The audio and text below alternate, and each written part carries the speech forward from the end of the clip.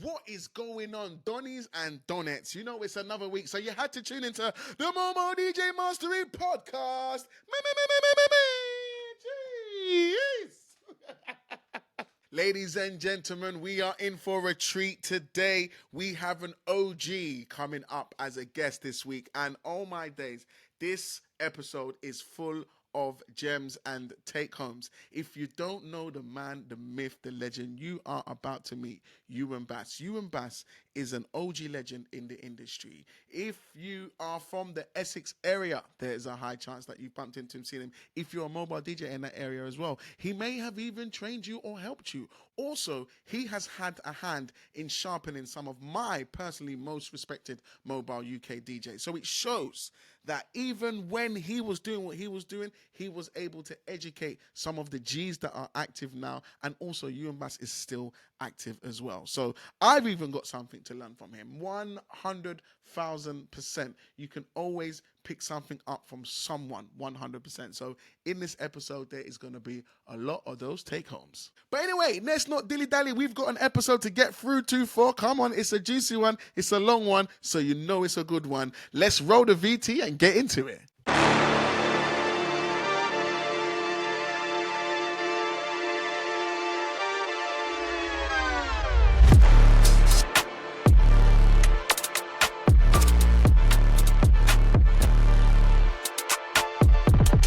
My days, guys, look who I have beside me. It's the man, it's the myth, it's the legend, Euan Bass. What are you saying, Euan? I'm saying, yeah, good morning. No, it's afternoon, isn't it? Good afternoon. Good afternoon. It's been a long morning. It has been a long. Well, how you been? You've been busy. Euan's been that. He has an early riser to the day. He's done more in his day now than most people would have done by lunchtime. So, do you know what I mean? Glad that you could make it, my man. Really glad that you could make today's podcast. Do you know what? Thank you for asking me. You're the first person that's ever asked me to be on a podcast. Are you serious? I wonder why that. Yeah, I wonder why that is. Yeah, I do wonder why. Well,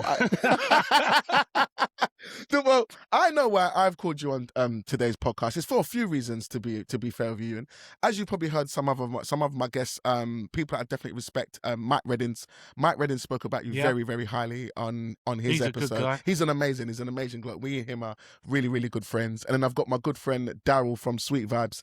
He also bigged up, and he's another guy that I look to in the industry. And I've been wanting to get you on from time. I remember when I first met you at Pro Mobile Awards, and I remember saying, I don't know what it was. It might have been just the way you was just carrying on, and it was just you being you. It wasn't like you showboating or anything like that. It's just you in your natural in your natural habitat. And I was like, I don't know why, but I need to speak to this guy. I don't know why, but I need to speak to this guy. Actually, do you know what, Euan? I forgot. Actually, I've got a video of us, because that day I spoke to you, and do you know what I'm gonna do? How can we do this? You asked me sort of load of questions. Yeah. And then at the end of it, you went to me, if you had a choice of a bad playlist or stairs. Do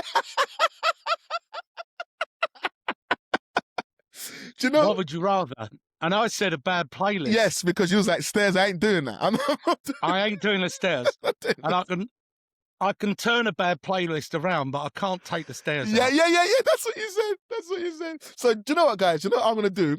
Hang around into the end, and I'm going to glue that clip to the end of this podcast so you can hear exactly what happened when I first met Euan Bass. We're going to put that interview right at the end of this podcast episode. So stay tuned to make sure you can catch that. But anyway, we've got so much stuff that I want to ask Euan Bass about, because this is what I call a full-on seasoned veteran, 100% in the game. So we are going to go back to the start, Euan, man. And what is it that made you want to get into DJing? What is it that made you enter the world of DJing? Well, I was, from a very young age, I was a very, very big fan of music. Mm-hmm. There was two things that filled my life. One was sport. Okay. And the other was music. And the rugby club where I played bought some decks. And there was obviously a load of people that were going out on the scene. And I had a couple of little plays with it, maybe 10 minutes here, 20 minutes there. Yeah. And then I thought, yeah, that's all right, but it's what it is, you know? And then when I was at college, I was at Basildon College, and in the second year, so I would have been 17. Yeah. I was on the student union committee, Okay. and we put on a party at a club that became famous for all the wrong reasons later in life, Raquel's. For all those that know. Yeah, for all those that know. And they had 3 DJs, and all the students were, we don't mind a guy called Mickey Laudat, who's still around doing the odd gig now, Okay. and a guy called Cole Scott, but we don't like that Mike guy, right? There was something a bit not right about him, right? So they said, on the day before, they said, oh, we can't get the other 2, you got to have Mike. And I went, I'll do it. I've got some records.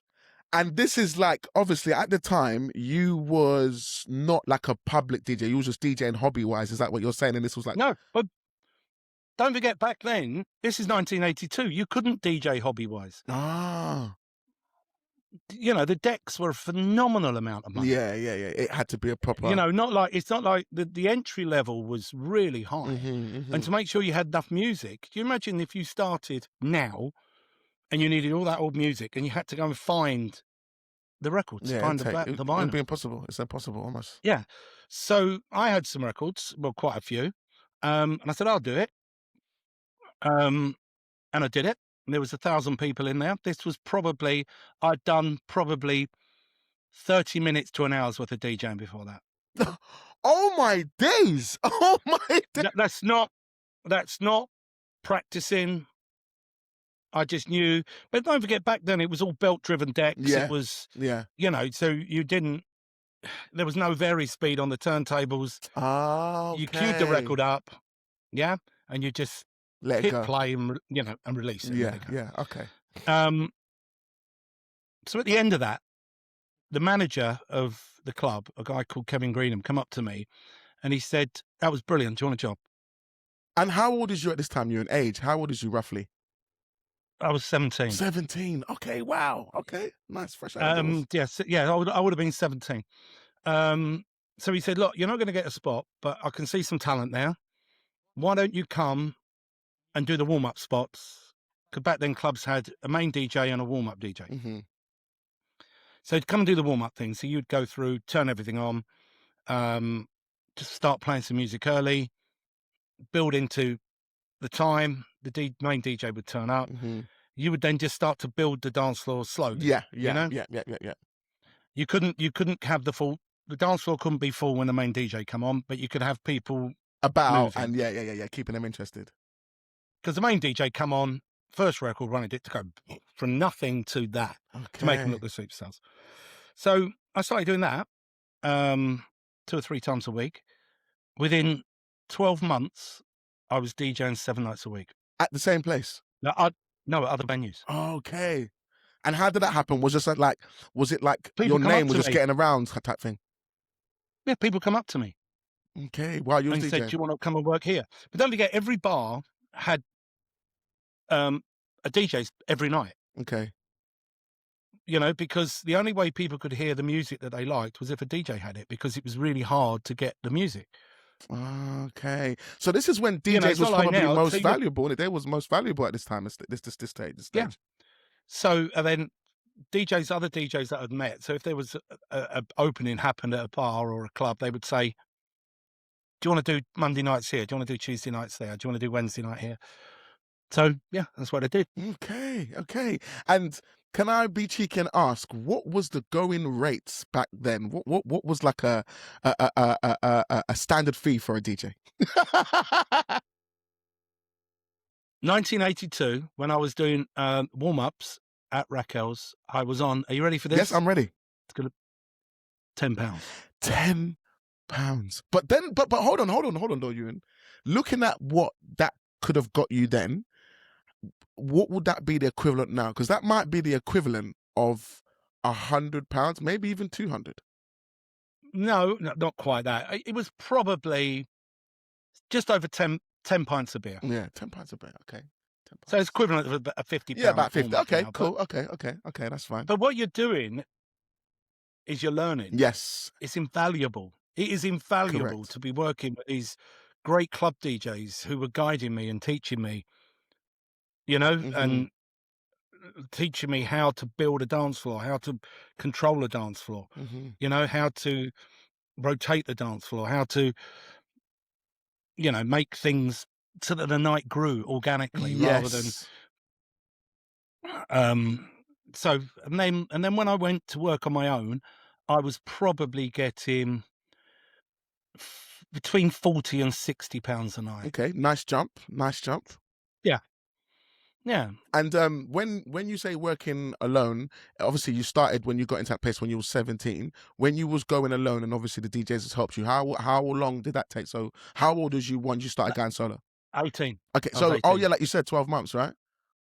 Yeah. Okay, and then from there you was just DJing in all different places. And it sounds like you was predominantly in Essex. Is that correct? Always in Essex. Always in this part of Essex. Okay, Yeah. okay, Always okay. always in the southeast. So it would be Basildon. See, Basildon doesn't have one nightclub. Then it had 5. Okay. Was it 5? 1, 2, 3, 4 nightclubs. So you're just working in those.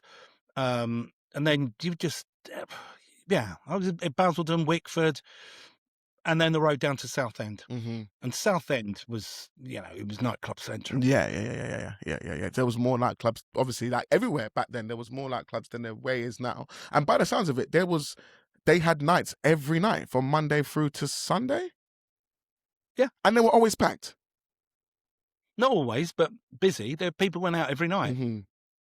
Not like now. People went out every night. So, because don't forget, if you wanted to talk to your friends, then there was no. You weren't snapping or yeah, you're not Instagramming for real. Yeah. You're not doing lives. Instagramming. You're not. If you want to see your friends, you've had to go and meet your friends. Because don't forget, the phones were. A phone call was expensive. Yeah. My mum got so fed up, she put a lock on it. An actual lock in it, like an actual lock, so you could. Like with the old. yeah. No, they could buy a lock, so you couldn't rotate the phone. I've seen that one time. I was like, oh, wow, look at that phone lock. But like you're saying, like you would be running up charges, calling up all these different things that come up on TV and all that sort of stuff. And you've got to put that little lock on. Phoning venues, phoning other DJs. Yeah. Just pushing myself forward. But it was fun, But yeah, it was some venues, the Monday night would be the busiest. So back then everyone would go to either see out here, you would go to this is before Duke's opened, so it's a long time ago. So you'd all go to a place called the Old Windmill, which was in middle of nowhere. They would have like 700-800 people there on a Monday. Jesus. On a Monday. Until what time? Until 11. Okay, fair. Still got... Everywhere, don't forget, everywhere shut at 11. Oh, so this wasn't... So when did the whole AM stuff start? So you're telling me that when it was 11, that was like a normal time for a bar or club to finish? Yeah, that was a pub. Oh, a pub. Okay, that's 2 fair. AM. Oh, okay. So a pub. So the Tuesday you'd go there, Wednesday you'd go to this place, Thursday everyone went to this place, and the rest rotated like that, round and round and round. We rotated. So everybody went out every night. So if you wanted to talk to your friends, you had to go out. Yeah, that makes sense. Okay. All right. So from being 17, 18, getting your new stuff, going to all the different clubs in Essex, Southend, when did you make the transition to be doing mobile, sort of more mobile work? Because I'm guessing back then it must have been harder because like you're saying, you had to almost be not a millionaire, but not far off to be able to buy all this equipment. So when you're buying like a rig, that must be like a whole different ball game. I never owned any DJ equipment until about 92, 93. Okay. All I owned was records, a pair of headphones, and a microphone. Okay. And a microphone stand, because we all had microphone stands back then. So my journey, I became manager of 2 nightclubs in the 90s. Okay. One called The Workshop in Pitsea, which become still quite iconic. You might have seen him on some of the mobile, some of the DJ groups. A guy called Colin Hudd. Oh yes, yeah. I've seen his name. Yeah, it was easily one of the best DJs still to this country's produced. An amazing DJ. He was a soul DJ, and then he moved into house music. So he was one of the forerunners of house music in the UK. So I had him there.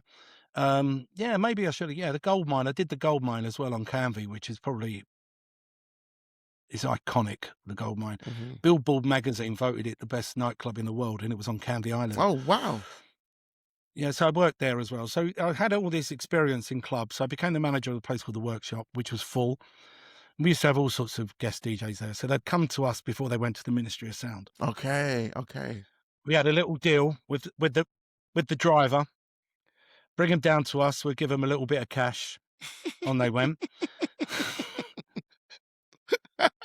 God, I miss cash. Yeah, it's a dying breed. The cash is king, but it's a dying.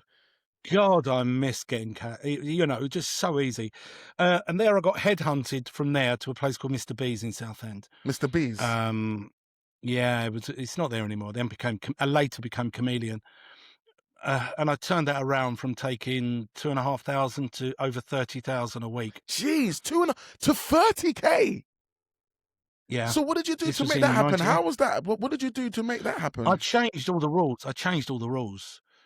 It had been a club where, you must have heard of Tots in South. Yeah, I've heard of Tots. Yeah.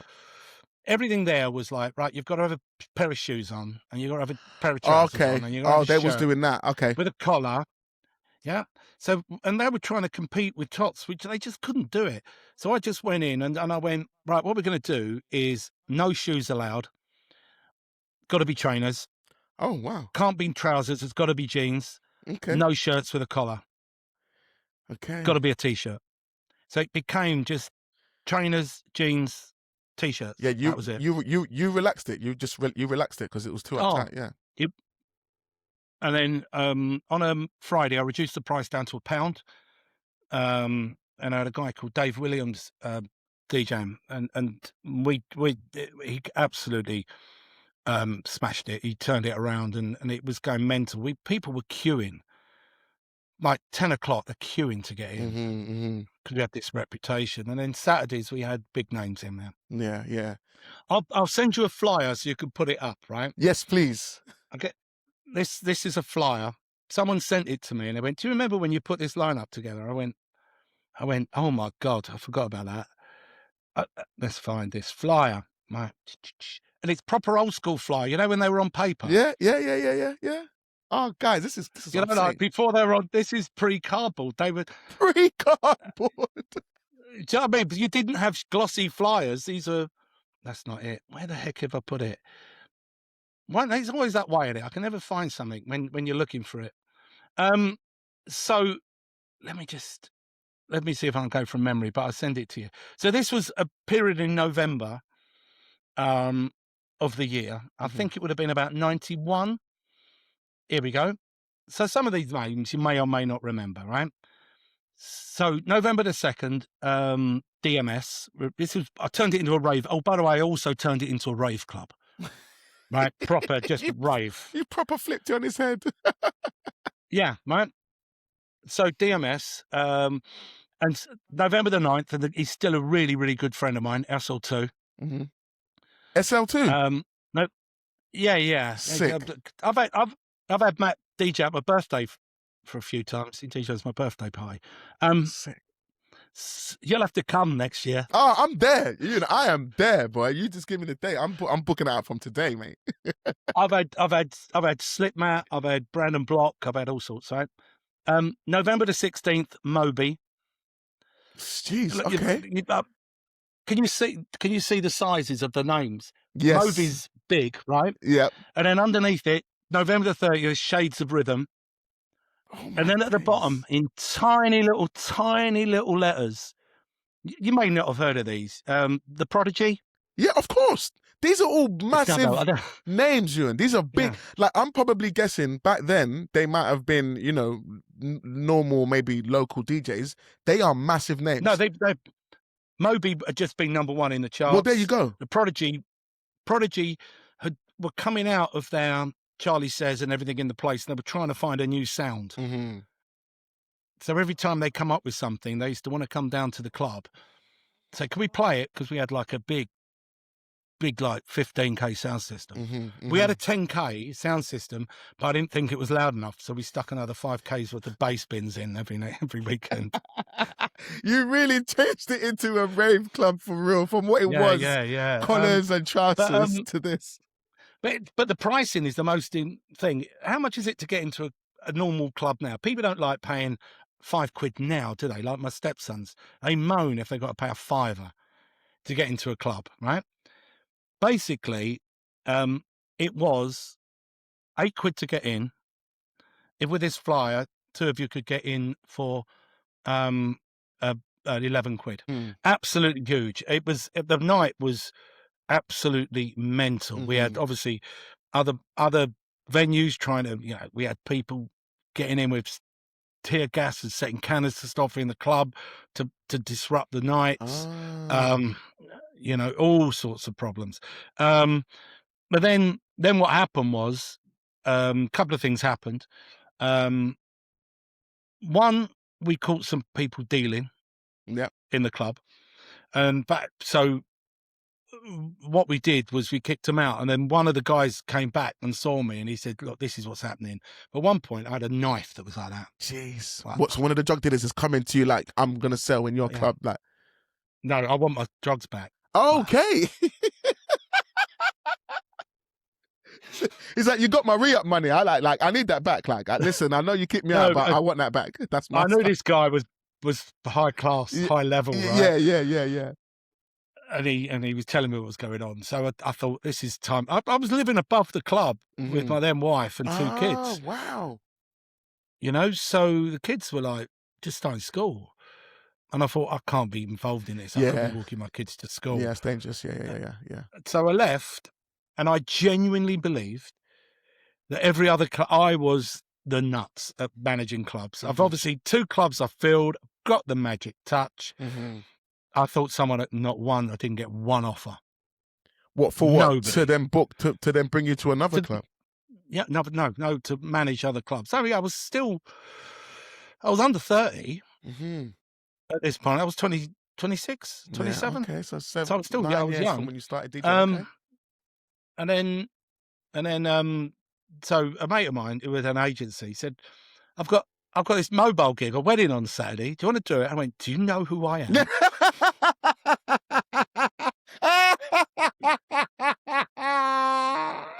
I know the feeling, Euan. But oh my God, I know the feeling, my man. I've never been insulted in all my life. And then and he said, and he went, yeah, I know who you are. You're someone who's out of work, got 2 kids and a wife, and you got no money. And I went, you make a very good point. You make a very good point, sir. I concur. Yes, that is all correct.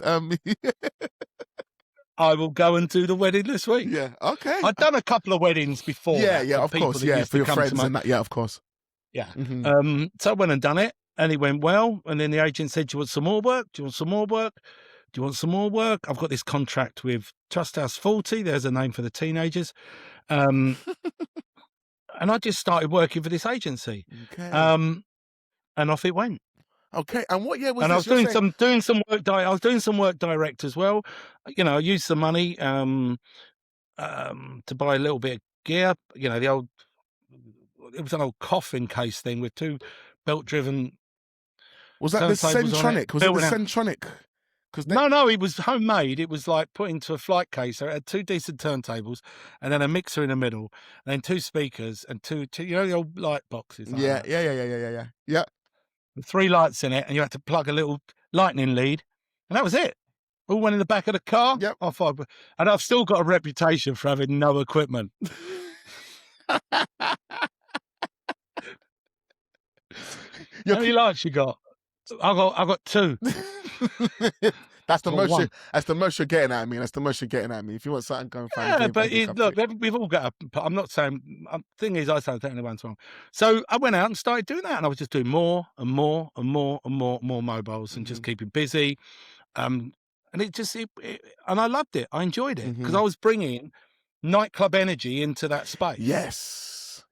Literally and then all of a sudden, hotels are going, oh, we want you here more. Can we have him more? Can we have him more? Because I was also hosting, because I'd done in the mid-90s, I did a bit of stand-up comedy. Mm-hmm.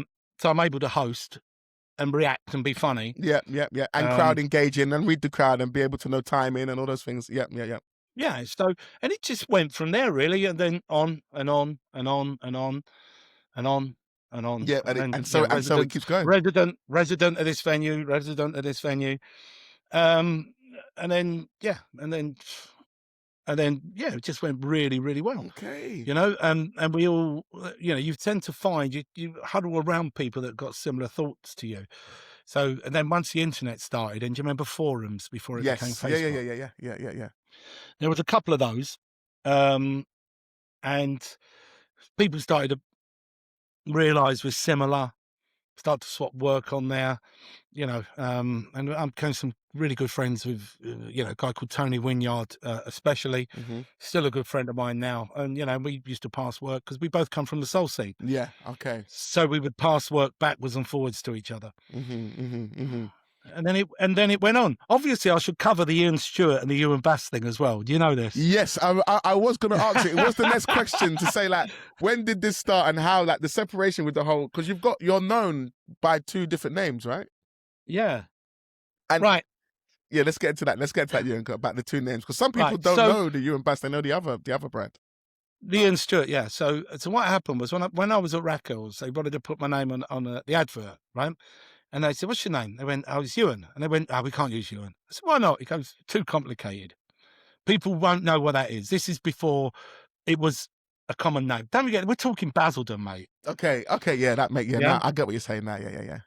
There weren't many Euans out there. Yeah, but then that would make you stand out more. That's more of a memorable name, isn't that? That's a better thing. You don't want it to be a name like. Oh, and I just went, it's like Gaelic. Your Gaelic equivalent is Vian. Yeah. And he went, "That'll do." And he's, "What's your surname?" I said, "It's like Bass." And he went, "No, that's too much like bass." No, we're not having that. You're changing your name, bruv. We're not having that. Because obviously, as you must appreciate, in the 70s and 80s, the nightclub industry was inherently racist. Oh yeah, you massively. know, they didn't. You know, we don't want people of color in this club. We don't want this. Or we can only have so many. You know. It's disgusting. It was a different time, though. It was a different time. Yeah, but it doesn't make it right. No, of course not.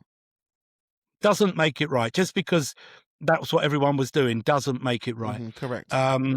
So, and I went, "Well, my middle name's Stewart." And he went, "That'll do." So I was just, and it stuck. So when I left clubs, I should have used my real name then. Yeah. But I thought I was some sort of superstar, and I clearly wasn't. And I took it with me. So then I'm stuck with this name that I don't really want to use.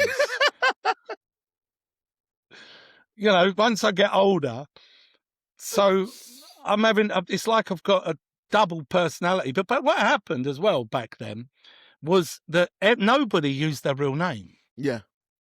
Pete Tong's surname's not Tong. Yeah, of course not. Like Fat Boy Slim, that's not his name's not Fat Boy Slim. That's not his name. It's not even Norman. Okay, so what's that then? I thought it was Norm's. His real name's Quentin. Quentin? Yeah. Yeah. But I even think, even on his Wikipedia, I swear even on his Wikipedia he's not got. No way. Yeah, it's Quentin. Okay. He used to be a mod. He used to be a mod in the 80s, yeah. So then what you would do is you'd have two names as well. I'd have my real name, which is out and about doing my thing, and then you have your government name. So you would sign, this is terrible, you'd sign your name, because when you got paid in the pubs, they had like a little duplicate book, and you'd sign your name. "Hello, my name is Ian Stewart. I never put my real address. Nah. And then, thank you, £60, £50, that's my £40. wages. Yeah, you paid me. That just shows for their paperwork where the money's going and all the rest of it. That's mine. Taxman, no. Yeah, of course, you're not having it. Everybody did that. Of course. Cash in hand, of course. Like, so it sort of stuck. And then I'd started using my real name after lockdown. Okay, and then you scrapped the Ian Stewart and just. No, I've still got Ian Stewart. Still got it. Okay. I think it's got what I like is it's two brands, and it's Ian Stewart just does weddings. Okay. That's all that does. Weddings. That's what he's. And then Euan That's Bass, what he's known for. that's all he does is weddings. He doesn't do birthday parties. The only things he does a birthday party for is for somebody whose wedding he'd done. Yeah. Oh, okay. Okay. Makes sense. Makes sense. Makes sense. Yeah. Because Ian Stewart costs more than Euan Bass does. That's the thing. So you made the name, and then you made it more premium by the sounds of it, in that sense. Yeah. So I've made it more premium, because I remember talking to you about should I merge them, and then I thought, no, I'm gonna keep them separately, because do you know Paul Hutchinson? That name rings a bell. I think I've seen You his need to name talk online. You need to talk to him, Okay. right? The guy is so switched on with social media. Paul Hutchinson. I'll hook you up. Don't worry. Okay, cool. Wicked. I'll hook you up. And then I was talking to him, and he says, look, what you're going to do this is, when you go to a social media page on Instagram or whatever, it's got to be obvious what it is that you do. And if all of a sudden, he said, if you've got all your stupid videos of you being an idiot on your wedding page, you know, I do a lot of stupid videos and things, it's going to take away from that. He said, so why don't you keep all your club stuff and bar stuff there, and then on that side, and then keep the Ian Stewart there. And I went, you make a valid point. I really think that's a good idea. And then obviously there's going to be change. I'm going to be with my Ian, because I've got an agency now as well. Okay. I'm going to bust the VAT threshold. So if I can separate them, I can keep one that just deals with bars and clubs that can be VAT registered, and it keeps the weddings under the VAT threshold. Because obviously, as we're recording this, the budget is going on, isn't it? It is right now, actually, right this second, Euan. Even I saw when I was like, yeah, we're recording at that time. But Euan, I would have been watching that. I want to quickly pause you there, because this is something I've been having lots of conversations about, especially after Euan Lawrence has got a very similar name to you, who's up in Scotland, and he was talking about a VAT bill, and he got hit quite hard with a VAT bill. And I've been having a lot of conversations offline, and there seems to be a thing that if you have two companies that do a very similar trade and you split them, you could be seen as tax avoiding, and it could be quite dangerous. Have you heard anything about this? Right. I've done some investigation into it, right? Obviously, for me, one will be an agency, one will be a DJ, one will be weddings, one will be bars and clubs. But what you have to do is you've got to completely separate them. Okay.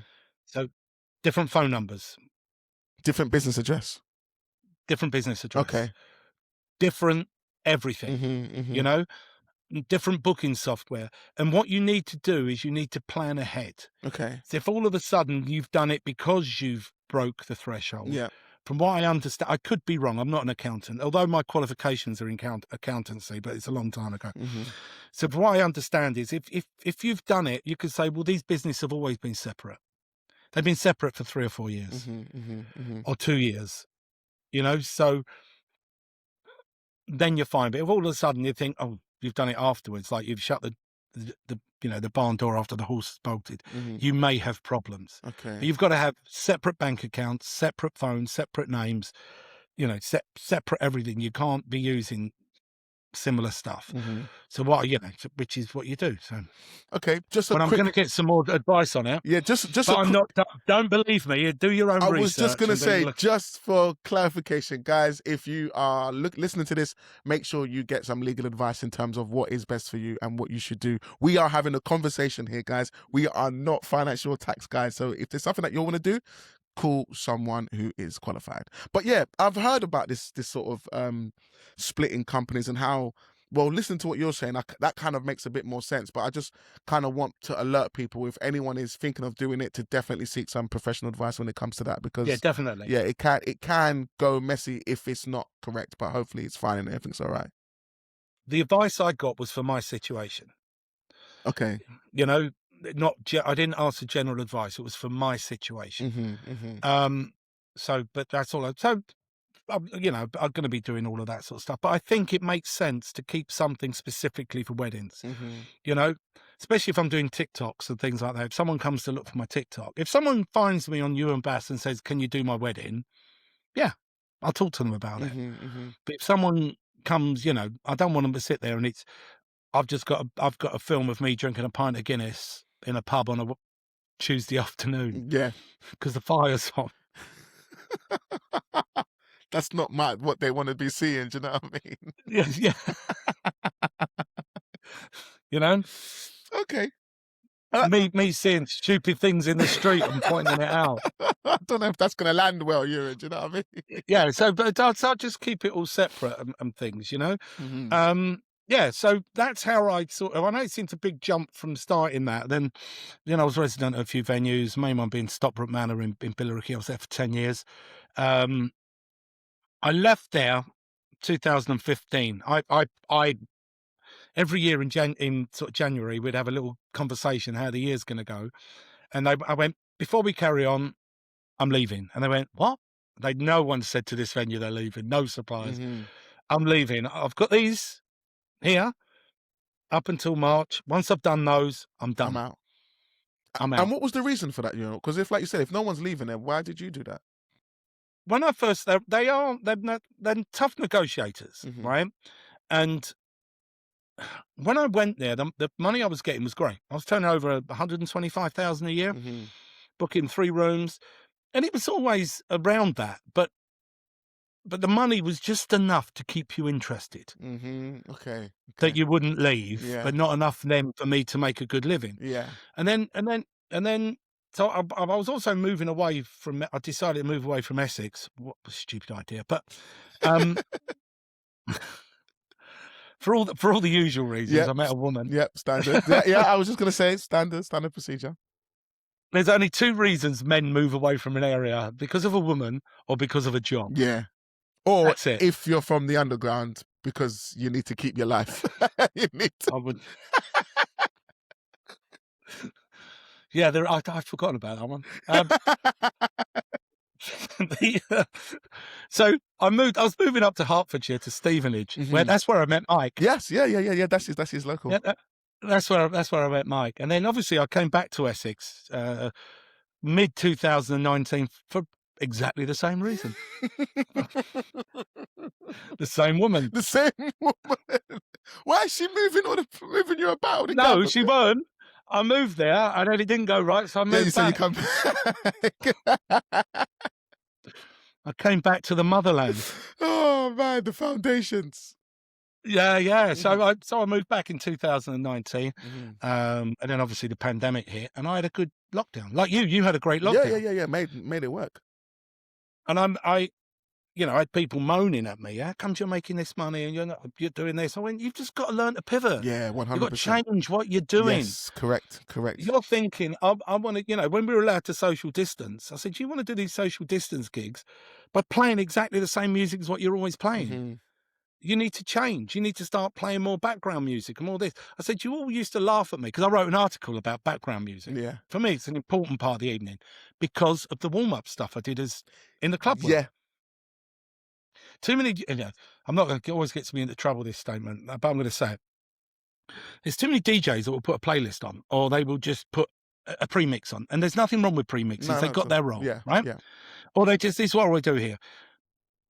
Rather than stand there and DJ, right? At 7:00 when the guests are still sorting themselves out, or it's a birthday, and they think this is a time for me to sit down, get on my phone, go out. If you smoke, go and have a cigarette, go and sit in the van and do all of this stuff. No. What you should be doing is like fishing. You're putting your ground bait out. Yeah. You're looking at the playlist and thinking, when people go, oh, how are people going to dance to that song? When you play them then. Yeah.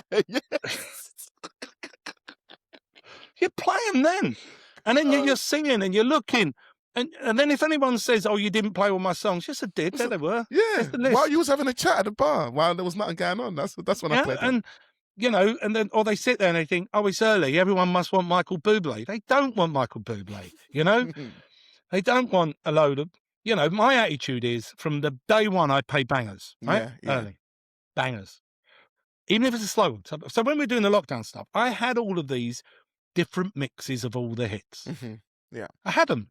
So I started doing little, social distance gigs in bars.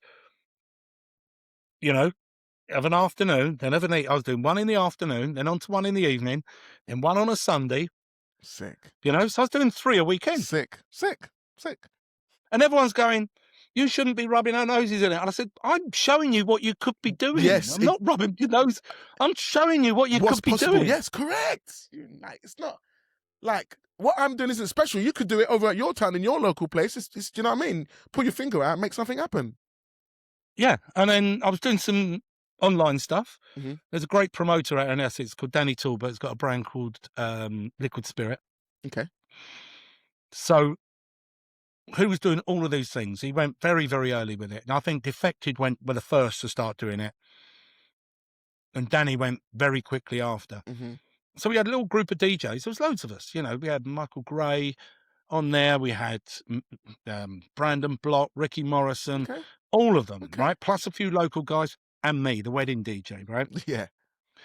But just before lockdown, I just got, you know, My Soul Radio? Yes, yeah, I know you was on there. I don't know if you're on there. Are you still on there? Because I know going through your things. No, I'm not. I'm going to be doing some stuff on there, but they had a station called My House. Okay. And then I was on there. So that put my name around as well, because I was doing stuff for them as well online. So I was doing 2 radio shows a week. And everything went well. Mm-hmm. And I came out of there and Euan Bass was back. Okay. And I made a place for him in this world. and you kept at it. You kept at it. Do you know one thing I wanted to touch on that you mentioned, you know, which I think I've always said it, but I don't know how much DJs. I think warm-up DJ sets is where amazing DJs are born. Personally, I think that warm-up club DJ set when people are just coming in, the things that you learn at that time where there's not as much pressure, similar to like what you were saying before, like when you was warming up for the venue when you first came up, the kind of education you learn when you've got like an open format, you can kind of play what you want, you got to kind of build the vibe and keep it warm and get it ready for the main party. I think some of the fundamental skills of DJing that you learn, if you get the opportunity to do something like that, do it. I remember there used to be a lot of DJs back when I was in the clubs. They always wanted the main time. I want to be the top one. I want to be the headliner. I want to me. And I'm like, there's nothing wrong with the warm-up set. Actually, I would say the warm-up set is very important. If the warm-up set's not done right, this night is going to crap. I don't care who you've got coming later on. If you don't warm that night up properly, you're going to see the knock-on effect when it gets to 12 o'clock. Would you agree, or did you notice anything like that when you was I agree with you.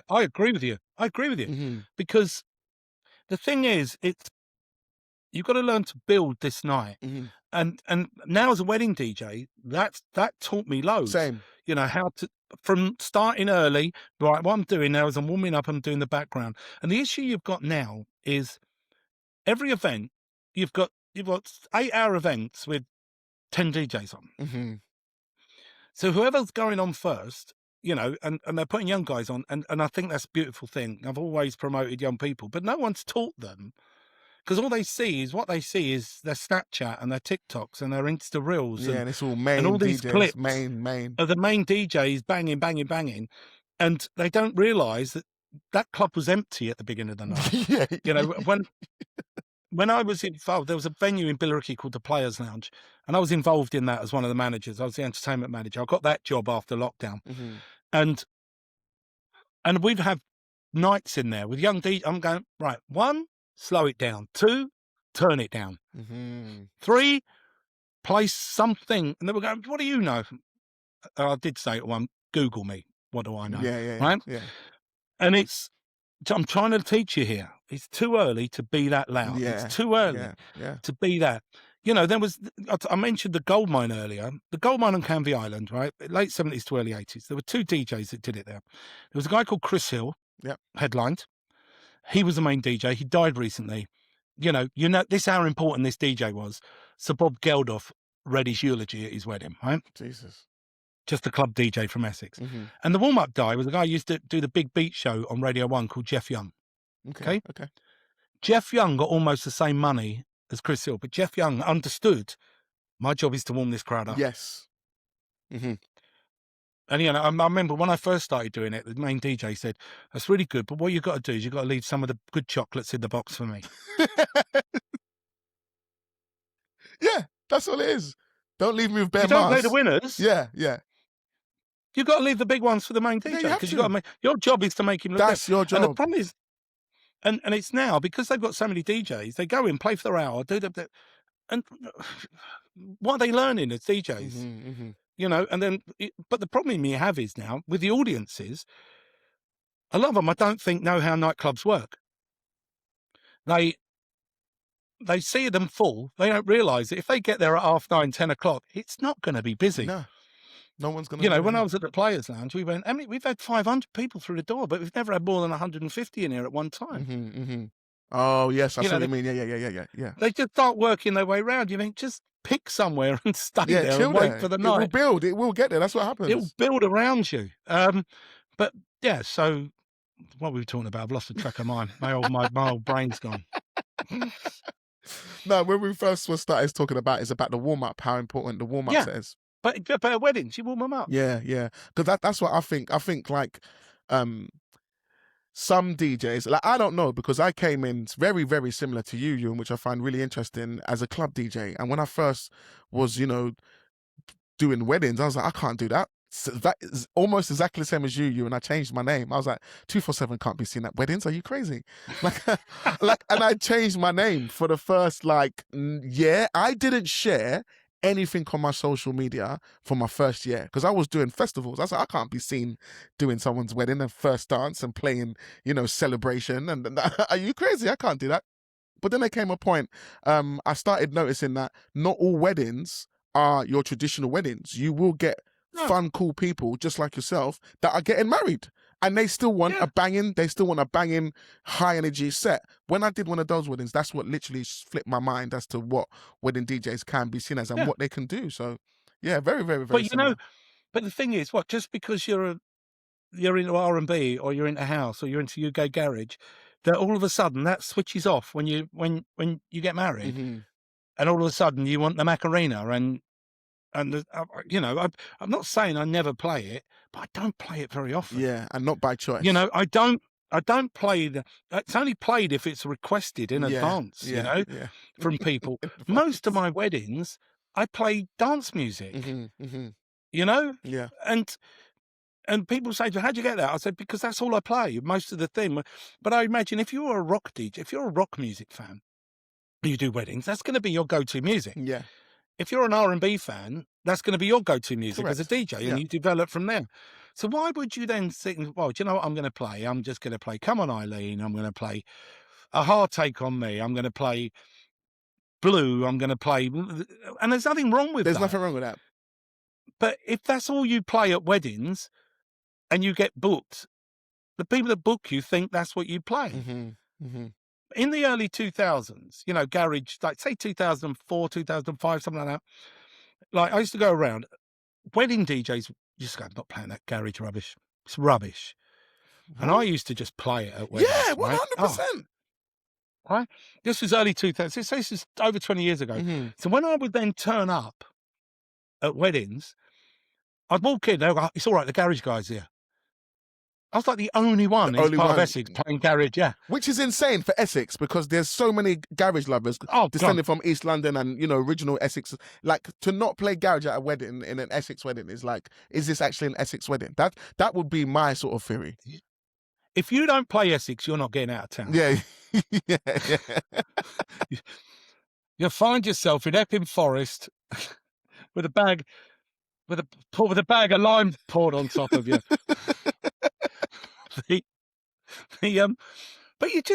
But as you know, you communicate with people, you find things out. Yeah. What it is that they want. So I play mainly dance music, and it works, and people love it. But the other thing, because I come from that club scene, I get people like Judge Jules recommending me for weddings. Sick. I'll get these guys going, Euan, are you available for a wedding on this day? My mate's getting married, and I said, you're the man to do it. Yeah. Because they know, they trust me because I DJ, because I still DJ on that scene, right? Yeah. I still do, now and again, but the money is, the level I'm at, the money's, it's pants. I call them marketing gigs, right? So they recommend me. Sick. And because they know that you can do the job, they know that you know what you're doing. You know how to rid the room, you know how to build the floor, you know how to keep the energy going. Yeah, 100%. 100%. You know, I've had conversations. It's really weird. The people that are around you thinking they're going to become big DJs, they talk to me and they go, I don't know how you can play that. And I go, what, music that keeps the dance floor full and everyone's having a lovely time? Mm-hmm. You don't know how to do that? Oh, I don't think I could play with that. I said, just think how boring it is playing the same genre all night. Yeah, all night. And at every wedding, the same old. You're going to play Sweet Caroline at every wedding for the rest of the years. Not even year. You're just going to keep... And every couple is different. Like, what are you doing? Yeah, you just talk to them and find them out, you know. I'm okay. I can do a really good indie night, a wedding. I can do a really good country wedding. You know, I could do all of these things. I did a rock and roll festival a couple of weeks ago. They'll come up and told me that was the best rock and roll DJ they'd ever seen. Yeah, and you're like... And I went, this is my first time. This is my first... I don't know what I'm doing. I'm just chopping tracks. No, I did research. I didn't just drop a load of rubbish. Okay. And they were going, oh, God, this was so good. And do you know what? I enjoyed it because I learned something. Yeah. You know, I learned something. But yeah, so obviously there was a nightclub, Players Lounge. Mm-hmm. So I came out of lockdown, doing the Players Lounge. I did some great gigs. Mm-hmm. Right? Some awesome gigs. I was still doing a bit of stuff with My Soul and My House. I'm still in their family. Yep. I do the odd show now and again, right? And I'm happy with that because it takes up a lot of my time. Yeah, I can imagine. To do a 2-hour show is 8 to 10 hours. Yeah. Preparation, right? And getting prepping. down there, doing the whole set. Yeah, it's a lot. So I'm at Players Lounge. I'm supporting, you know, Judge Jules, Danny Rampling, you know, Brandon Block, David Rodigan. That was fun. Mm-hmm. Because I'm not a reggae DJ, but I've managed to do it. You know, Ocean Colour Scene, Pat Sharps, Mm-hmm. Gary, all of that stuff. All the names. And it was brilliant. And it lifted my profile a little Yes, bit, you know? yes, yeah. And then I let my stupid ego take over. Oh, God, you didn't. Yes, I did. Oh. And then I thought, you know what? I'm just going to focus on this because this is going all right. I'm pulling a nice income from the club. I've got a couple of little residencies and things like that. I'm not going to do weddings anymore. I keep only if they come to me. So then the club went into liquidation.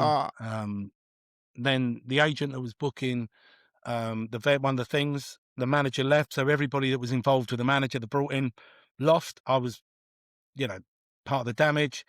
You know, they asked me to go direct, but I'm a great believer in loyalty. Okay. You know, yeah, if you want to book me, I'll stay, but you're gonna go through Mark, you know? Yeah. Well, no, we're not gonna go. Well, no, I won't come back then. Yeah. Because no. I think that's just I call that like keeping your front door clean. Do you know what I mean? You don't want to be doing things where it's gonna bite, because those things usually do bite people back later on for a couple of quid. Because you never know when you're gonna meet these people are gonna be in your life again. Mm-hmm. You know, you come round, they remember that you went behind their back for something. Yeah. And now you've stiffed yourself out of grands for a couple of hundred. It doesn't make any sense. It doesn't make any sense. So I'm back in the wedding world. Okay. Last year I thought let's do this. And here we are. Because I'm pretty good at them. No, I've got awards up there somewhere. There's one. Yeah, no, I can imagine. I can imagine. Yeah, there's one. There's that. So it works for me, you know, and I have to find where I fit in the market, you know. I've got to think where a 60-year-old DJ fits in the wedding market. So I'm aiming for those people that want someone a little bit more mature to do it, someone that wants their parents to go, yeah, he's okay, but also someone where I can go, what you want? You want a hard tech house set? You'll still deliver. You want some drum and bass? Yeah. I can do you want some drum and bass? Is that what you want? I can deliver that as well. I'll give you that. So you know, I'm just facing myself in that world. And I'm lucky. I'm still switched on. I've still got energy, because it's like when I started watching your stuff, man, I just loved your energy. I was going, who is this guy? You know, as I was watching your clip, I like him. Do you know what's mad, Euan? Yeah, on your Instagram, there's one. Well, you've got a couple, and you're giving it some, bro. I'm like, yes, Euan, you're there.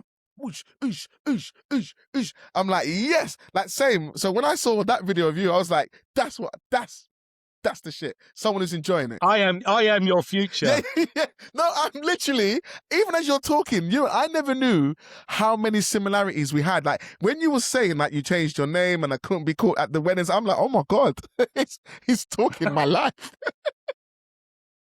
But the thing is, it's if it's a DJ, right?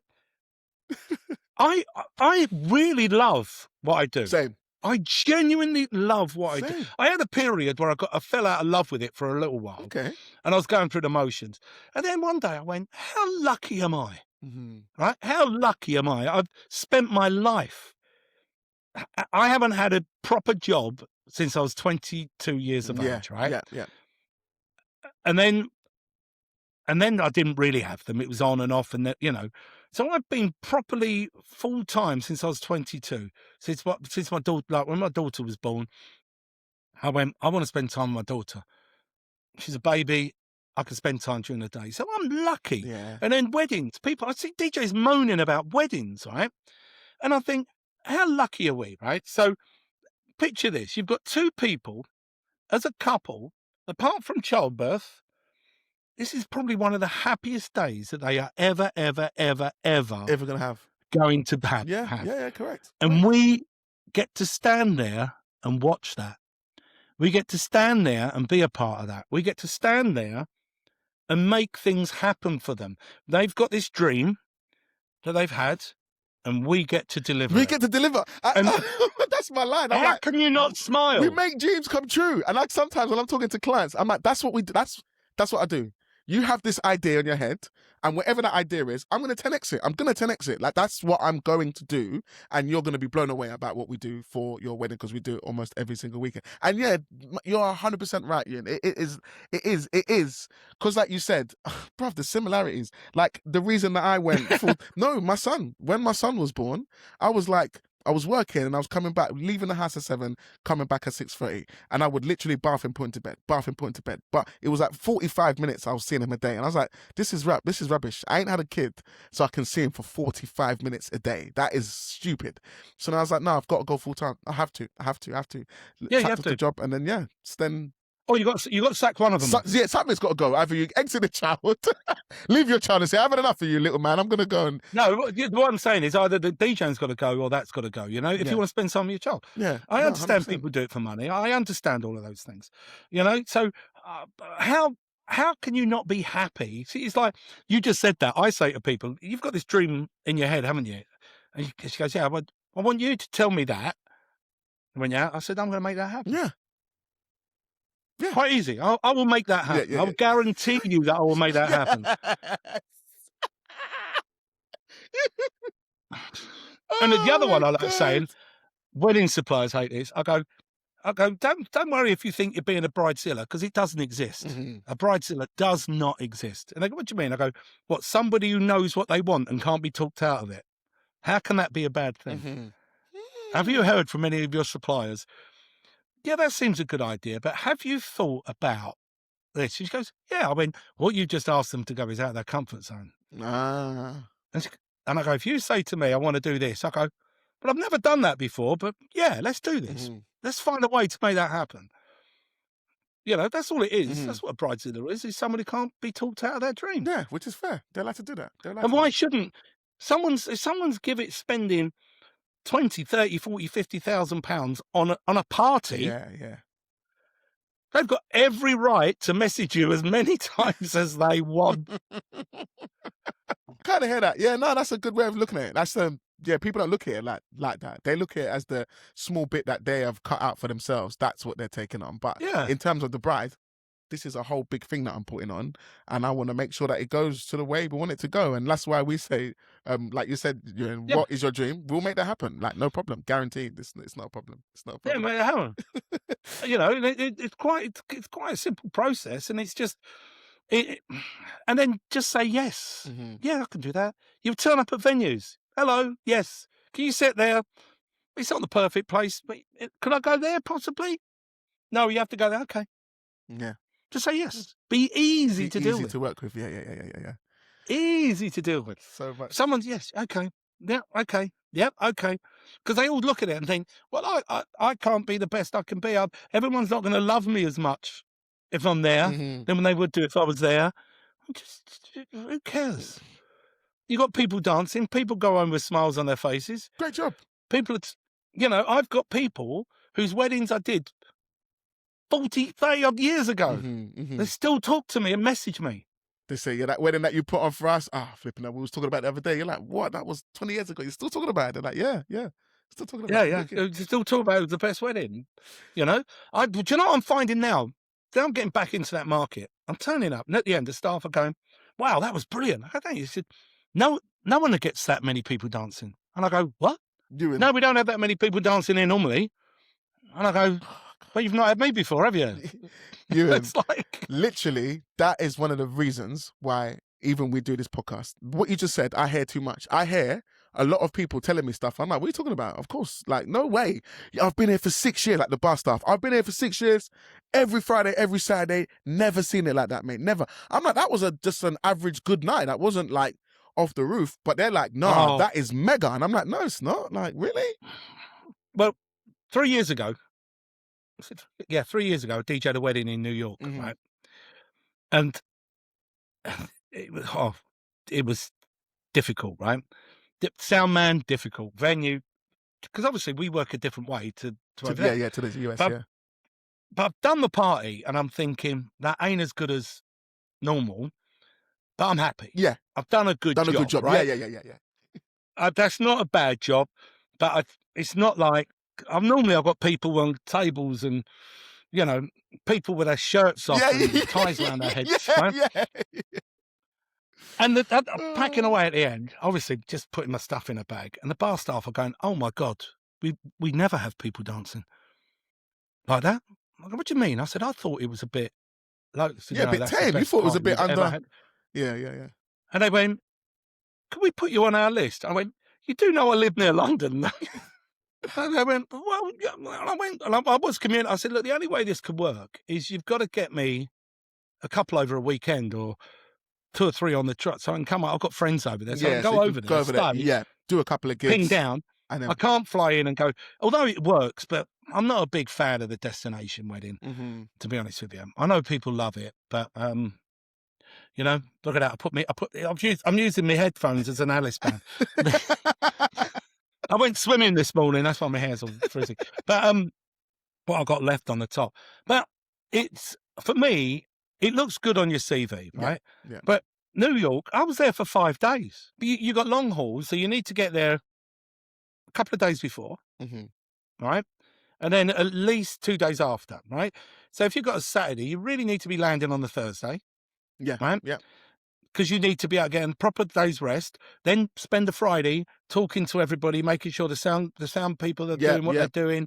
Everyone's doing what they're doing. And then you do the gig, and then you got to sort of wake up and then rest the next day, and then fly back the next day. Yeah, it's a lot.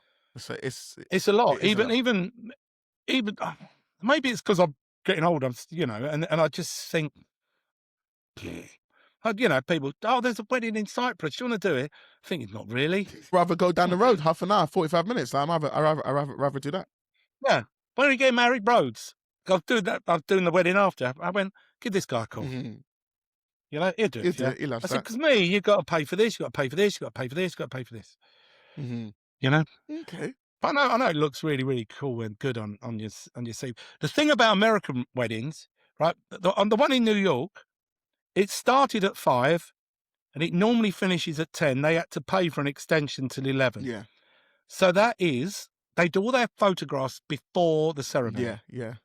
Everything before. So then 5 o'clock, the ceremony. 5:30 they came out. We had 45 minutes cocktail hour. Yep. Right? They then went in and done the speeches. They then come out. If it was 10, there would have been 90 minutes of dancing. Yeah. Literally. No wonder it's easy. No, how easy is that? When I spoke to the first clients about the timetable, and that's the first thing they said to you, and they said, so we're going to get, we'll have our ceremony at 5 p.m. I was like, what did you say? And even then they said, and we'll be wrapped up by like 11:30. I said, whoa, you said you're starting at 5. until 11:30. And I was telling him I would normally get to a venue at 5:30 to then set up to be ready for like 6:30, 7. And we rock on until 12. They was like, nah, man, we're not doing that much dancing. So when I looked at their dancing this year, and literally I've got like a, half an hour set. And then after that, a 2-hour set. And then that's it. Yeah. That's it. Yeah. You'll have a great, whereabouts is it? I've got one in Texas and another one in New York. Wow. Oh, okay. I can hook you up with people in New York. Okay. Yeah, I might even need that. What venue in New York? They're in a hotel. They're in a massive hotel. So apparently, everything is there. Like they've got like the venue have like a club downstairs, like a bottom club where they have the parties. And then upstairs is where they'll do the ceremony and all that sort of stuff. So it sounds proper. I'm there in a few weeks, so tell me where and I'll go and have a look for you. Yeah, I'll send you all the deets. I'll send you all the deets. I was in Berlin last week when I see Jamiroquai, and my oldest friend, he sent me a message. You know, Glenn Jones, I am somebody. That guy, yeah. From the 80s. Mm-hmm. He sent me a thing and he goes, Glenn Jones is doing a live gig at this venue, and I know it's like a 200 capacity venue. Mm-hmm. I went, oh my God, that looks good. It's my birthday week as well. And he said, oh, you got to come over. So I was talking to my partner. And I was going, just go it. She goes, oh, yeah, all right. So the next morning, she goes, I'll tell you what, you go on your own. You know, there's a lot on. I've got a lot on at work. You go on your own. I don't need telling twice. So, bit of fun. Why not? I'm off. And then I come back on the Thursday, and it's my birthday party 2 days later. Nice. Yeah, so I'm going out. So I fly out on the Sunday, and come back on I land early Thursday morning. Mm-hmm. Okay, well, man, just to go to a gig. Yeah, but I'll check it out. Right, so we'll do. All right, so Euan, with when I was talking to the DJs, the ones that was shouting you out, they said that you had like an educational thing that you was doing years ago. There was a lot of things you was passionate about. You was passionate about DJs charging better, very similar to myself once again. You was passionate about how they deliver a service and making more out of a day and not just doing DJing. What was it that inspired you to do this? What was it inspired you that made you want to do that? Well, what happened was years ago, there was a group of us, right? We all got together, and a lot of the industry thought we were some sort of secret, dodgy handshake. Some masonry club or something. Yeah. So I'm trying to think of the names. There was myself. If I forget some of the names, I'm sorry. Myself, Tony Wynyard, Terry Lewis, Alan Marshall, Gary Osgood Evans, Paul Taylor, Paul Forsyth, Mark Walsh. I'm doing well. 8. You're doing well. Ian Baker, Barney Grossman, and a few others. Right. Mm-hmm. So we would just meet up for lunch, chat about what we were doing, because we were just saying we need to pull the bottom up. Yeah. Right. Because if the bottom comes up, we can go up. Yes. Right. So. And there's a guy who is proper Marmite in America called Mark Farrell, right? Mark Farrell. He's done a lot of coaching in America. A lot of the big names in America have all been trained by Mark. Okay. Right? How to be MCs. It's not, I did part of it. There's 3 levels of the thing. I did the first part, and I think I've got what I needed. And I looked at it and I thought, this isn't quite my style. Mm-hmm. But he taught me a lot, and he taught the others a lot. So what we did was, rather than us go there, I worked out that it'd be cheaper to fly him to us. Yeah, and have him teach. And have him teach us. Mm-hmm. So we did that, and everyone was going, oh, Mark this, Mark that. But the thing is, we've brought the bottom up. I trust all those people that were moaning are still charging 200 quid. No, they're not, are they? No, they're not. What you did helped everybody, like everyone, even the guys that were moaning. Yeah. Yeah, we don't mind that. And then, you're sitting there and you're going, oh, what, the all-day wedding? Oh, I'll do that now. Mm-hmm. I've seen some videos. They don't. They don't. They might be there all day. But they ain't doing nothing. Yeah, so what it was is I just wanted to say to him, look, you can make this better, Yeah. So I did 2 things. There was one, this is what an all-day wedding can be, right? So if a couple's got this timeline, this is what this timeline means to us. Mm-hmm. This is our timeline to make that timeline happen. Yes. And I said little things that you can do to up your game. you know, how to do introductions here, how to do this, and all of these things. So that was just like a little 3 hour thing, which I think I may do again, just as a talk to people and go, this is what can be done. But then I also did things about how to make your introductions better. Okay. You know, and listen and learn and go, right, what you need to do is, you know, eye contact. You need to stand still. You need to, you know, if you've finished talking in this space, the next time you speak, make sure you're in the same space. Okay. You know, and explain why and how to do this. And then I go, right, father-daughter dance, you know, do that. And I go, imagine the emotion that's behind that moment. Imagine this. And you've got to deliver that emotion. You can't just go, blah, blah, blah, blah, blah. You know, you've got to make it special. 100%. You know, find out stuff around them and use that in these introductions, you know. You know, oh, I remember Lisa when you know, when she was told me a special moment with her dad when she met one of her fondest memories with her dad. It was, you know, whatever. So she would now like to have a dance with her dad, right? You've now boom, boom, boom. Yeah. You know, you've created, now people are crying. I want people crying. Yeah. Right? You know, when you met and all of these things. And it was just that, really. It was a day. I didn't charge enough, I don't think. I help people out. But I think I should do it again. I think you should. If people are interested, DM me and we're doing another couple of days. But see, at the moment, the standard is pretty low. Yeah. Pretty low. Not pretty. I think for you to stand out, you haven't got to be that good. No. I 100% agree. And I still think what you was doing then is still prevalent now. I think there are some DJs, definitely you changed, because the ones that speak about you, Euan, are the ones that I look to and say, yeah, I like what you're doing. And they've all mentioned your name. They've come onto the podcast and they've said. Who else has been on? You know, Edge. It's the way, you know, Edge. Yes, yeah. He came on and you know, and he's done really well. He won some awards. Who else has been on? Nick Chatton come to one of them. He's won a few awards. You know, and it's just, you know, I'll always help anybody. I think after that there was a guy up in like Hertfordshire area that was very anti all of this stuff, right? Then one time was he a DJ? Was he a DJ? Yeah. And he was anti the education thing that you was doing for DJs. Oh God, yeah. There's loads of That's them, weird, but anyway. Right? When I say I teach people how to use a microphone, oh, you just put it in front of your mouth. Yeah, all right. And he messaged me and he said, I won't mention his name. And he messaged me. He said, oh, I need some help. I went, what can I help you with? And he goes, oh, I've got a same-sex wedding, 2 girls. And I go, I don't know how to introduce them for the first dance. And I said, so what would you do normally? He said, you know, the usual, the average, the normal bride and groom. And I went, that is not normal. No. That's below average. That's below average. And if you want me to teach you, I've got another day's training coming up.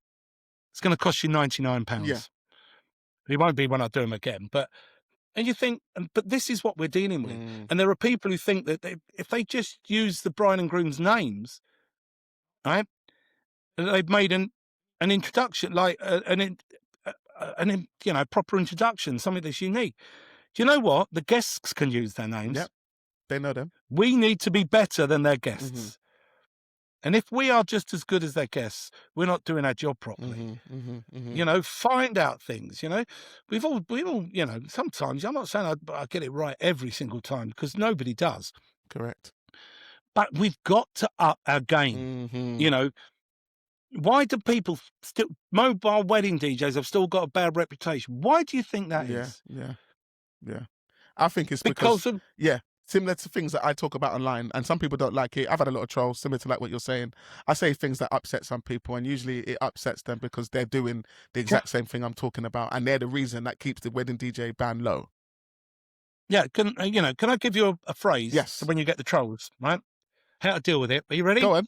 Fuck them. Fuck them. I'm with you.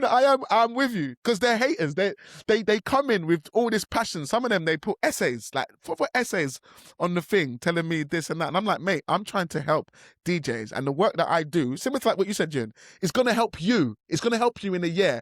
Even if you don't like me, what I'm doing is going to help your career in the next 6 to 12 months. So yeah, I know I can make anybody better. Yeah. Right.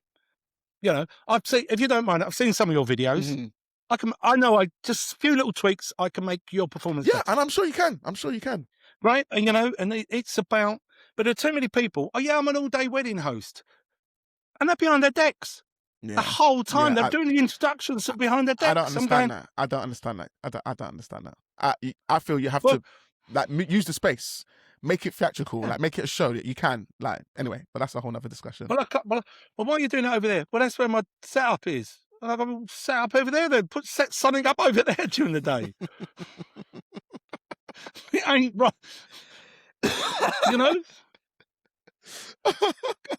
Oh, everyone's, the sun is really hot and everyone's outside. Well, go and DJ outside then.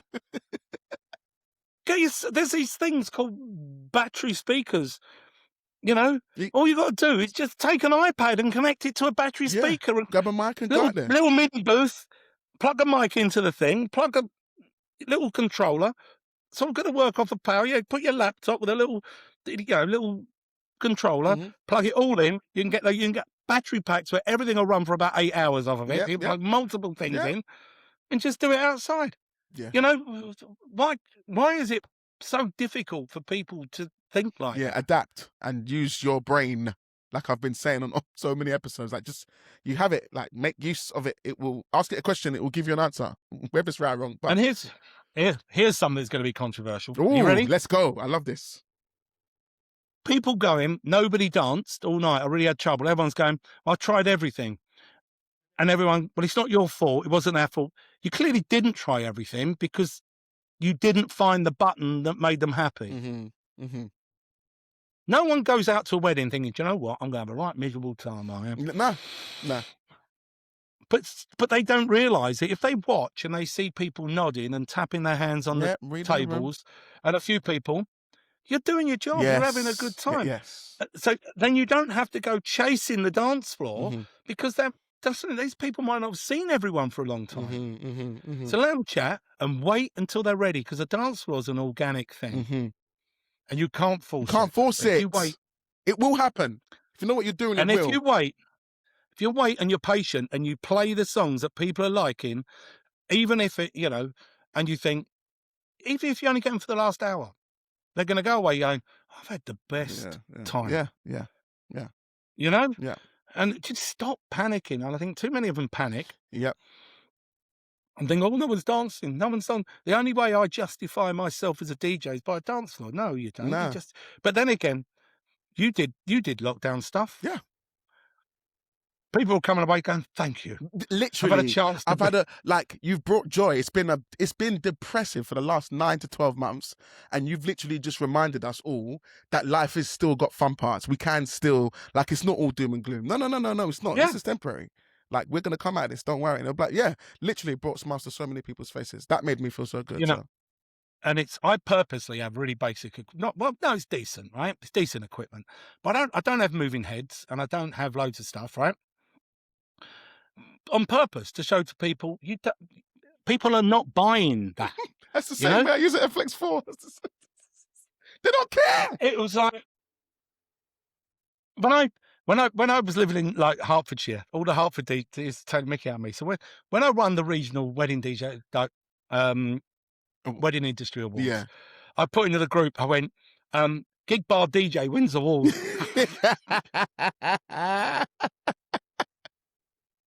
Because we are not in the product.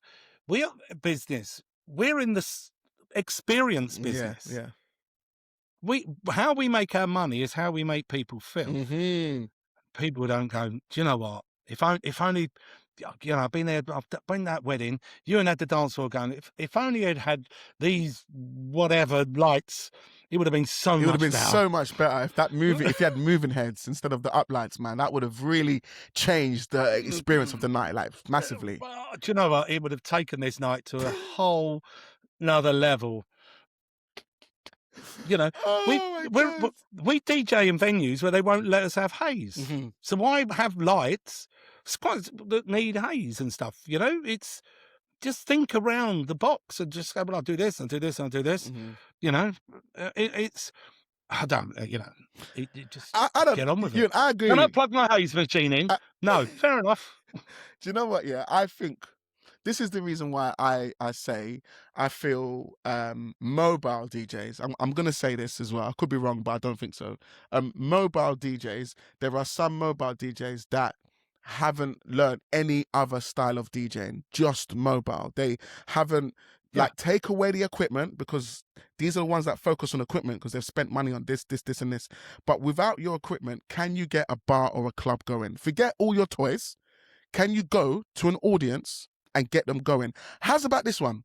With the music collection you've got, I'm going to throw you out to a crowd that you don't know. I don't know what age, what background. You have no idea. I'm going to throw you somewhere. You've got 2 hours to get them doing something. Is that something a challenge you'll take or decline? Most wedding DJs would decline. Like, no information. You have zero information. All I'm going to give you is a room with people. Everything's in there. You go and play your music and get them going. Can you do that? I think most DJs, mobile DJs, might not be able to do it. Well, before I start, there are some very, very, very, very exceptionally good wedding DJs in the UK. Massively. I don't mean all of them. I think there are people that they've only got to make small tweaks. Some people, and they can step up and believe that they're worth more money. Mm-hmm.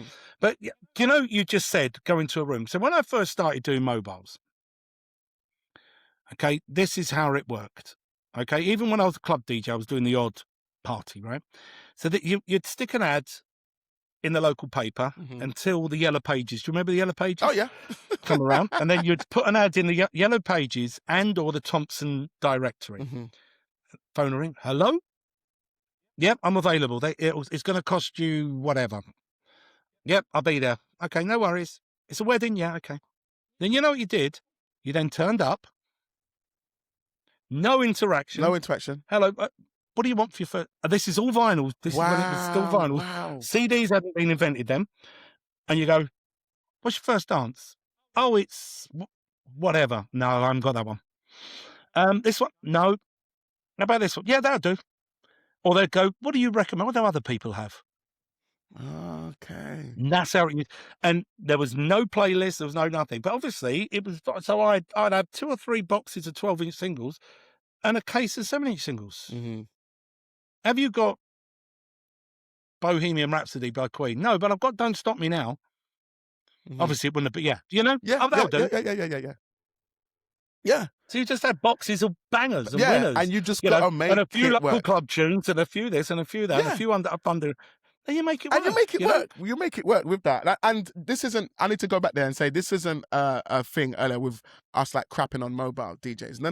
We're not. One of the things that you lot can probably hear, me and Euan Euan has, and I'm doing the best I can to try and change the vision of mobile DJs. I don't like the way when I'm talking to other suppliers, photographers, videographers, the way venue coordinators, the way some of them talk about mobile DJs, the way they talk about us guys, I don't like. And that's why I'm out to change it. So don't think if we were saying things like you haven't played in a bar or club means you're rubbish. That's not what we were saying. I'm just trying to find out what is it that separates your majority average mobile DJ to your exceptional mobile DJ. Because I think we can all be exceptional. As Euan has mentioned, everything can be taught with a few tweaks. And I'm not perfect. I'm not. So definitely, Euan, I'm going to take you up on that. We need to have a chat because I need to hear those little tweaks. Because I'm all about mastery. We'll have a meet up and we'll have a proper chat. But because we can meet in central London. I love a day out. As people have probably told you, I love a party. I love a rave. But it's not difficult to up your game, and it's okay. But the problem is, you hear too many people. The other thing as well that makes me wonder about a lot of mobile, say some of the mobile DJ groups on Facebook, you see somebody ask a question, right? And then all of a sudden you get a load of other DJs answering a different question. So they're not even focusing on the question, they're doing something else. Yeah, you think he's asked this. No, what he's asked for is, I'm looking for, I don't know, I need some advice on such and such a light within this budget. And then they start telling them they should spend this, that they shouldn't have a light. What they should have is a laser. Or and I'm thinking, if that's how they deal with another DJ asking a question, that they don't listen to the question, what are they like with their clients? With their clients, yeah, correct. Jesus, oh, I've never even thought about that. That must be insane. They must be, the customer service must be atrocious. Oh my God. It's just how what is it with you? Just just listen and go. Yeah, I can do that. It's not a problem. Here's a question back at you. Long playlists. Yeah. When people come in, what's your? Because I did a wedding for an agent. I won't say he's an awesome guy. I'll tell you afterwards. Right? You should talk to him. Right? Okay, offline. He'd be. Oh God, he would be so good on here. Okay. And then, so I'm doing this wedding, and then we're in the planning. So what I like about this agent is you're involved right from the beginning. Nice. So they go, this is the DJ I'm recommending. Have a chat with him before they pay the deposit, right? Okay. So all of a sudden, the groom's putting in about 350 songs, right? 350? Yeah, it's all right. Right. So the agents messaged me, what do you think about that? I went, just leave it to me. It's fine. I will deal with it. Okay. It's all when you get a list like that, obviously they don't want them all played. No, of course. They're trying to show you. You've just got to manage the couple's expectations by having a conversation. You've got some amazing, real big party tunes in here. Obviously, I'm going to be playing about 60 songs, maybe, in the evening. I'm not going to be able to play these. Is it okay that if I just play from this list and then I'll stick, if I feel the vibe needs to go in another way just to help, I'll do that, and then I'll always be coming back to your list, and I'll play as many songs off your list. If I think of something else that's going to enhance me getting from that track to that track, and then, do you know what they all say? Yes, it's fine. You just got to manage people's expectations. Yeah, I with long lists. So I use like a software. I use an app like a software, and one of the reasons why is because I actually get a lot of clients that I'm realizing more and more that they don't know what they want. They just know they want a great party. And then they go onto my Instagram or social, and they're like, we kind of like what you do, and we don't want to mess that up. That's been kind of a line. Like, we don't want to. Oh, that's awesome, man. Yeah, that's a great. That's like, look, we want to give you a first dance. We feel you know what you're doing. We'll give you, like, I don't know, 4 or 5 songs just to kind of like, these ones we really love. But anything else, the stuff that you kind of already do, we love, and that makes it so much more easier for myself. But I've received spreadsheets in the past. Excel spreadsheets, all the tracks, and then and similar, like with what you're saying, they're like, yeah, these are all the songs that we want, and then, like you're saying, just once again, open and transparent with them. Do you know how many tracks would normally get played at a wedding? They're like, no, I don't really know. And I'm like, yeah, you're looking at about between like 60 and 100 tracks is kind of what you would normally go through in a 5-hour stint. They're like, oh, we didn't know that. I'm like, yeah, now you know that you can't do all of them. But what I'm going to do is play the best ones for the time, like reading the room, and some of them may not get played, but I will be smart with how I pick the songs I do play by reading your floor, because some things won't work and some things will work and some things will need to be added to that playlist. So yeah, no, I think managing and communication, that's the best thing. And usually when they've booked you, they see you as the expert anyway. Yeah. The biggest question is why. Always why. So we need to ask ourselves, so why do some people want to control the music for an evening wedding? Why are they doing that? Is it because they've been to parties or weddings where the DJ really didn't? Most of the time, that's the reason why. Yeah. Deliver. So the reason we get lead like that is because of our colleagues. That's why. That's why. The fear of like, I don't want the same wedding as my cousin's wedding a year ago. Was the DJ was absolutely, you've like, again, like, that is, you've got a load of people in there that are obviously into something else, and he's playing Cha Cha Slide, or loads of people that are there into Cha Cha Slide and they're playing Afro beats. Oh my God! But see, it's. I like you. I want the standards to go Same, up. man. And as I'm getting older, I know I've probably got 5 years left. Maybe I'm 60. Maybe a bit more if I move more into being an MC and a celebrant, and things like that for weddings. So, but in that time, I want to help as many people as I possibly Same. can. By help, I'm going to charge them, but Of course, they got to pay me. of course, because it's an want, investment into their business, Euan. Like what you will do for them, whatever you charge them will be a fraction compared to what they're able to do afterwards. you know, when people don't even want to invest the cost of a budget light, like £100 light, into something that's going to, you know, they think that a £300 or £1,000 light is going to make them earn more money. No, It's not. it's not. But be up in your ability Yep. and your game will every single gig as well, not just one or a couple. Every single, it will be noticeable to the people that are attending. You won't get those bad comments. Like, you'll win. I don't like, yeah. And at the end of the day, if someone comes into wants a big rig, I hire it in. Yeah. Well, I haven't got that. We're going to need to do this and this and this. It's going to cost you this. And they'll pay, because if that's what they want, they'll do it. If that's what they want, they'll pay. 100%. You know, yeah, man. I've got more, but I think we've had so much. We've just been talking openly, which I love about this podcast stuff. But you actually touched on it. Just and I have, and everybody, boys and girls, I've just realised that I'm looking like a hammerhead shark at the minute with my beard. like looking like Santa. put the hat on, and you're ready to go, mate. Oh, I'm going to send you a picture of putting that bit. Have a look at this picture, guys. No, it's me, DJ and Santa. And it suits. Yeah, honestly, I was there, and I put it was a soul gig, right? Mm. And I had it in the bag. I was like the guest DJ on this soul gig a few years ago. So I've got into the disabled toilet before I come on. I put that on, and you had a beard and a hat, right? And also it was getting hot and itching in the way. And then I took the beard off, and I looked more like Santa without the fake beard. Yeah. Which, Euan, brings me really swiftly into my last question of the show. So you mentioned, obviously, you're 60. One thing I think, or I don't know, because I thought to myself I would probably stop DJing at 50 is kind of what I thought. But the more and more I'm learning, yeah, I can imagine. The more and more I'm learning and the more people I'm talking to, I'm starting to realize that there doesn't seem to be a cap when you want to end up DJing. It's a personal choice. But with yourself, obviously, you started DJing from you were 17.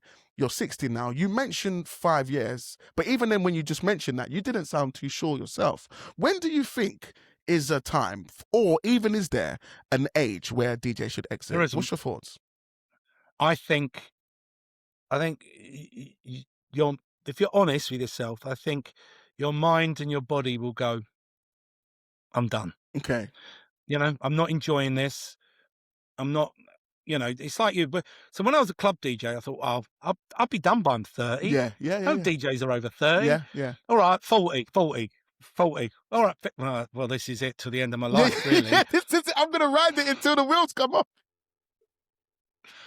This is it. I'll be behind the decks and I'll just go like that, I think. I'll do a Tommy Cooper. What did Tommy Cooper do? He died on stage, didn't he? What, DJing? No, Tommy Cooper. Just like that. No, it's not like that. You know the comedian with the fez? Oh, yeah. Did he die on stage? Live on television, on stage. Oh, boom, my. Gone.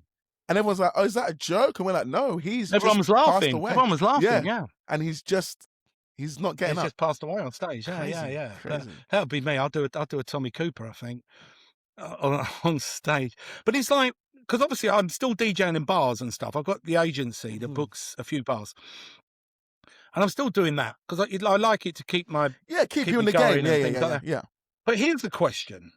Why a DJ that's 60 years of age, right? Mm-hmm. Why am I fully booked in clubs and bars and the weddings? If I don't have a wedding, I can. Why am I still? Obviously, why I play is multi-genre, right? So even if I'm doing a house thing, I'm still gonna blend. Yeah, weaving here, weaving there. Yeah. You get into the end of the night drunk. I don't care what you're into. People are still going to want to hear I want to dance. You know, whatever, right? Yeah. but a tech house version of it, I think. Mm-hmm. So why am I busier than all my younger contemporaries? Why? I shouldn't be. I think, Euan, it's because you know what you're doing. You know, you've got your experience shows through when you perform. For you, it's another day in the office. For you personally, I'm not doing anything special. For the outsider, for someone who watches a lot of DJs, i.e. your club owner, like we said before, the videographer, the photographer, they see and hear you DJ and they're like, fucking hell, this guy's fucking sick. And it's your experience. And that your way to read a room, way to MC, the way you do things, the way you're easy to work with, the way you're like, yeah, no problem, I'll sit up there, the way you ask questions, the way you care about the night, and all these things to you, Euan, is natural. It's nothing special. It's bog standard and what every DJ should do. But sadly, as we're seeing and hearing, it's not what your average DJ does. So then you become exceptional. So that's why I personally think you're booked and busy. That's what I think. Yeah. Yeah, maybe. No, definitely. Maybe. No, definitely. Yeah, it was like, yeah, mate, that sounds. Do you know, you've seen some of my clips, haven't you? Yeah. Of this venue in Billericay High Street. The first time I did the Friday, they got rid of that January. They had a problem with the DJ. They got over. And the owner sort of knew me. He said, "Can you help me out?" I went, "Yeah, I went in." So like the first night I did, I'm playing some R&B early, and there's these like 5 or 6 pretty girls dancing, because it takes a while for venues to fill up. Yeah. And they'll go, "We like all this, but we sort of like house." And I go, "House? What do you mean by house? I don't understand." You know, okay, let me, at the end of it, go, "Yeah," as I'm fucking looping and flipping all this stuff and dropping stuff. I see people filming me, right? Yeah, with what you're doing. I see myself on TikTok and that. And look at this granddad DJ. Killing it though. But he's killing it though. Like, he's killing it. Look at this granddad. But what it is because, you know, here's another thing DJs need to do, right? Is go out. Yeah.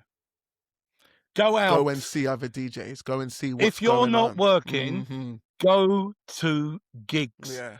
Go to watch. Go to clubs. Pay your 40, 50 quid, whatever it is, to go to this, to Glitterbox or to Defected or to whatever other brand. Go out, watch, dance. Because when I started, when I wasn't working, I went to clubs and I watched the DJ. Yeah, same. I used to go. And that's what I did. Yeah. Watch them, you know, and the people I learned from, the likes of Chris Hill, the likes of Steve Walsh, you know, that I found love him. Yeah. Yeah, because I worked with him, you know, and you watch these people and you watch how they can control. And but Froggy, you know, I still, you know, he was doing things with just 2 turntables that people struggle with. To do now with digital. Yeah. You know, and just watch and go out and put yourself on the dance floor. Don't just stand at the back. Get yourself on the dance floor and dance. Yeah. Feel it. Get how, into it. Know how what you do as a DJ makes the dancer feel. Yeah. There's so many DJs. No, I don't dance. I don't go out. I don't do that. Go out. Yeah. It must be just me. If I ain't working, honestly. I look. Is it? I took my daughter and granddaughter to Disneyland Paris, right? And we got there. They've gone to bed early. I'm on my phone. It's a Monday night. I'm on my phone because I thought I could get that train into Paris. I'm on my phone seeing if there was a gig in Paris that I could go. Yeah. Is there a gig on tonight? And the other thing is this: go and watch bad DJs. Right? It was like Jimi Hendrix. He used to tell. There was a story about Jimi Hendrix when he first came to London. He got taken to this bar, and apparently the guitarist was awful. And they went, "I'm sorry, Mr. Hendrix, we'll take you someone's better." He said, "No, I want to stay and watch him." He goes, "Because a good guitarist does something on purpose. This guy might do something brilliant by accident." Yeah. So you can watch and go, "That was good. I'm having." And I've learned so much because a bad DJ did something accidentally or said something. I went, "I'm having that." Yeah, actually, that works. Yeah, actually, that actually was a good one. You don't even know what you did there. I'm gonna have that one. You have no idea what you just did, but I'm gonna have that. But just that. Yeah. Just, you know. But the thing is now, there are so many gigs on a Sunday afternoon. Yeah. Daytime parties, brunches, all kinds of stuff like that. go and watch. Yeah, Go yeah. and be part of the scene. And we haven't even spoke about the Michael McIntyre show, Well, yeah, we? this is the reason why, Euan, I think we're going to have to pause it there, and we're going to have to come back for episode number 2. We've been on for 2 fucking hours. I know. And like, Euan, there's still so much more questions. Yeah, we'll do another one. We got to talk about Norman J. We got to talk about Boris Johnson. Like, you've done some stuff. I've met Donald Trump. I can imagine, bro. I can imagine, bro. When I researched you, so much stuff came up, and I'm like, this can't be in one show. Like, I want the listeners, because with some of the people that are listening, we've got like 2 different audiences. We've got some of the new people that have come in the last 3 to 4, 5 years, and then we've got people that have been in the game for 10 years plus. So the 10 years plus people will know you, Bass, 100%. But there'll be some people that don't, and that's the reason why I wanted to bring you on. So you lot need to know. When I told you, I'm not old. Veteran is the word, and I hope, like, we've listened to this podcast. Look, I am old. No, but that's not the highlight. It's the veteраnism. That's what I want to highlight, because similar to everything there are other guys, man. Sorry? There are other guys that's been around a long time and still do it. I think the only difference between me and them is not only do I do weddings, but I do clubs and I still do festivals and I still play Ibiza. You know, I played Croatia. You know, and that's probably the difference between. Difference. I like it because it breaks my working week up. My working, you know, it just makes it a bit different. And I think it keeps your foot on the ground in terms of what is actually happening out there, what's going on, like, to make sure that when you are doing your weddings, you're still delivering a very modern show, in terms of you're not delivering something that was put on in the 80s, even though you was doing it then, or in the 90s, but you're putting on something that's current to now. Do you know what I mean? So if someone does want an Ibiza set, you can put on an authentic Ibiza set instead of an Ibiza set that was popping in 1991. So I think, definitely.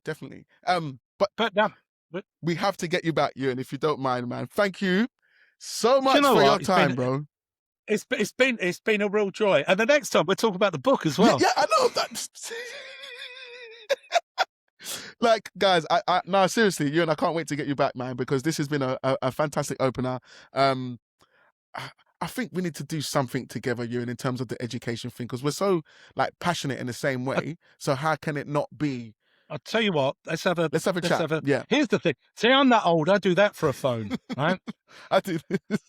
Now the kids go like, just give us a shout. You're like, no. It's like that. They're like, what's that? Bell me. What is that? You're like, that's what the phones used to look like. That's what they did.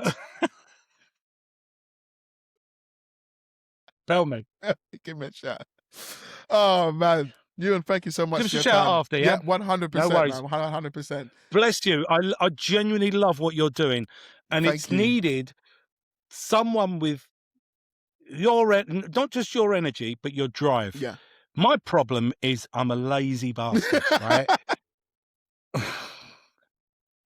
But it needed somebody with your energy and your drive, you know, and you're able to speak to everybody. And that is a beautiful thing. So well done. Thank you. Really, really pleased. Really, really pleased for you to be in this industry. Thank you, man. I really, really, really appreciate that, man. And like I said, listening to the things, there's so much things that you're saying. I'm just sitting there laughing because I'm like, a lot of the things you echo, like I co-sign, and it's the whole reason of this pod, because there's a lot of amazing DJs and there's a lot of DJs that can be amazing, and maybe they don't have access to the education. Similar to like when I first came in, I had no one to help. I was learning from the US guys. I used to go on, YouTube and watch their stuff, but they don't do things the way we do, and there's a lot of differences. I'm like, why is there no one in the UK? To twist it. Yeah, you grab it and you twist it. Well, that's what 100%.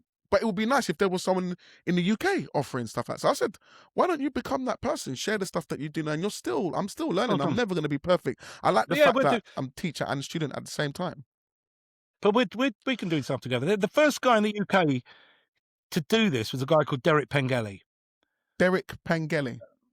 Phone me after that. But Derek Pangelli went to America, right? Because he heard about these American guys and this New Zealand guy that were charging a fortune, right? So he went to America, met with them and went, oh my God, I want to bring some of this back, right? And Derek Pangelli is a game changer in this country. Okay. A game changer. He was the first. He was the first person that when Pro Mobile was owned by Mark and Eddie, Mark Walsh and Eddie Shaw. They went there and he grabbed them and put them in a room and he said, these are the people you want to talk to about developing BPM and developing Pro Mobile Show. These. And he put people together. He was just a catalyst for many people.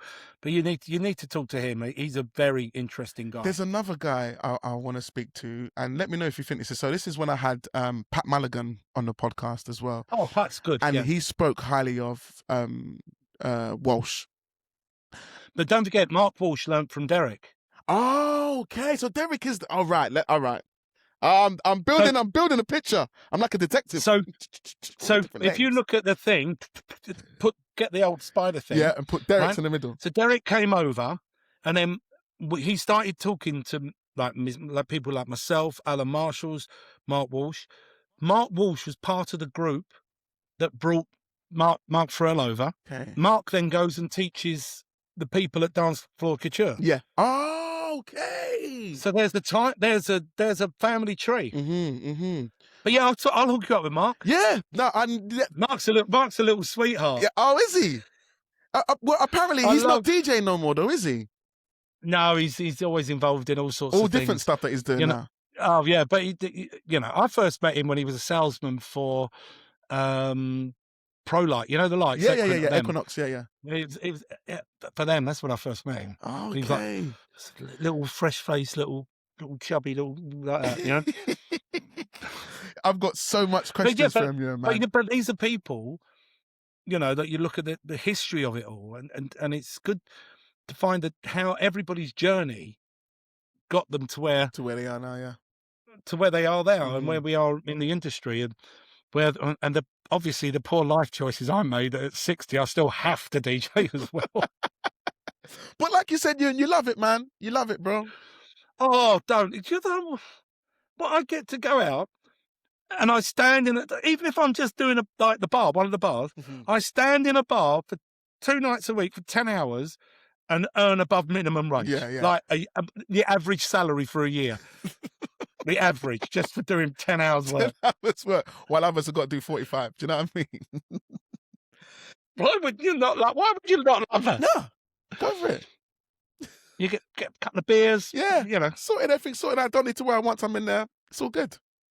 I walk through the door, plug in. I'm ready. Plug and play. Let's go. But the thing is, what I do on the club side, I've got another 5 venues who want me and my team to be able to do that. So, but anyway, let's chat in a minute, yeah? Oh, yes, 100%. I'm just going to quickly close up, man. Once again, Euan, thank you for coming on. Can't wait to get you on for episode 2. There's still so much. Yeah, but let's do some training stuff. Let's have a proper conversation. Let's have a proper chat. I think some training stuff is something that we need to look into because we're both. Yeah, I'll ping my number over to you. All right. All right. Love you, man. Guys, I hope you found that episode insightful, man. Euan Bass, an absolute legend in the game, and we are going to talk offline about some other stuff that we can hopefully bring to some of you guys because we're very passionate about making things better for you, for all of us, for your friend, for everyone in the industry, because what we do, guys, is not easy, it's not simple, we can love it, and it is worth all it is worth, but it's up to us to do the right things to get the things that we deserve. If you have any comments, make sure you drop them into the comment section. Me or Euan will be happy to reply to anything. One of the questions I would like for you guys to enter into the comment, whatever platform you're on, is what age do you think DJs should end? I would love to see some of your answers there. Other than that, we'll catch you same time, same place on the Mobile DJ Mastery Podcast. Cheese! Whoa. Before you go, guys, I made a promise to you. And I said, I'm going to show you a clip. This is exclusive content that was probably never going to reach surface, but now it is. I'm going to show you the first time when I actually spoke to you, and this was in 2024, so a little time back now. And we're going to quickly watch that clip. So have a quick look at this. Right, I am here with the original Euan. Just in case you don't know who Euan is, Euan, could you quickly give a brief display of your background and who you are? Hiya, I'm Euan Bass. I'm a DJ. I've been a full-time DJ since 1985, making a living out of DJing since 1982. I've done everything in that time. Clubs back in the day, a little bit of pirate radio back in the day. Worked on BBC London on Dave Pearce's Fresh Start to the Week. Went into mobiles and weddings and parties in the early 90s after managing a nightclub called Mr. B's in Southend. And just really loved that side of things. And did well. I've won a few wedding awards. I've won outstanding contribution to the DJ industry. And since lockdown, I had a good lockdown. I've been presenting on My House Radio. I do the occasional show on My Soul Radio.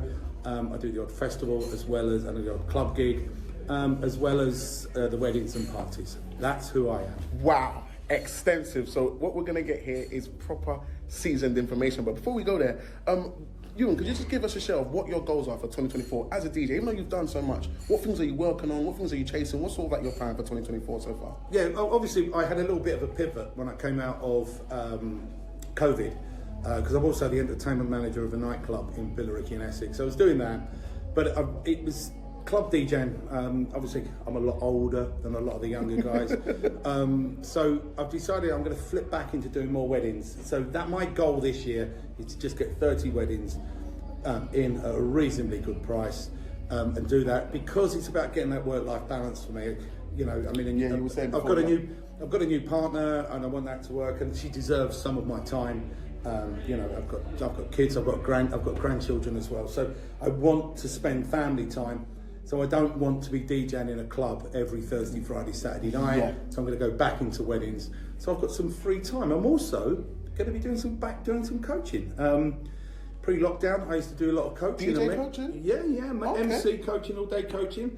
I was having a look through. What inspired me was I was looking at the people that won the awards this year, and I went, I trained him, and that one, and trained her, so you're and I trained winners. him. You're training winners. Yeah, so I'm going to go back into doing that. So there's going to be some courses, 2 or 3 courses this year. Where are those courses going to be hosted? All over the country. So I've held them in the past. I've done Scotland in the past. I've done Ireland. I've done them in the south. And so I go to areas rather than say you all come to me. Come to me. Okay. Yeah. So it's sort of like you do day ones, and if people want something more intense, we can do that. So that's my goals for this year. Okay, nice. So we've got a few quick fire questions, which are just kind of like this and that, and you can let me know what suits. Is this like that thing where you do the thing with your head like that? Kind of, but we're just going to do more of like just you see people just doing that. I look like natters. So Euan, what do you prefer, indoor or outdoor?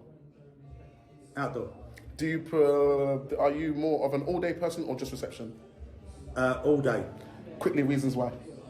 Because you get you get to interact with the audience. They get to know you before you get to the party. You've done all the groundwork.